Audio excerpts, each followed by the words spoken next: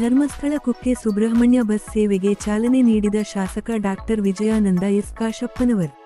Ilkal bus ಘಟಕದಿಂದ ನೂತನವಾಗಿ ಆರಂಭಿಸಿದ ಧರ್ಮಸ್ಥಳ ಕುಕ್ಕೆ ಸುಬ್ರಹ್ಮಣ್ಯ ಬಸ್ ಸೌಲಭ್ಯಕ್ಕೆ ವೀರಶೈವ ಲಿಂಗಾಯತ ಅಭಿವೃದ್ಧಿ ನಿಗಮದ ಅಧ್ಯಕ್ಷರು ಹಾಗೂ ಹುನಗುಂದ್ ಮತಕ್ಷೇತ್ರದ ಜನಪ್ರಿಯ ಶಾಸಕರಾದ ಡಾಕ್ಟರ್ ವಿಜಯಾನಂದ ಎಸ್ ಕಾಶಪ್ಪನವರ್ ಚಾಲನೆ ನೀಡಿದರು.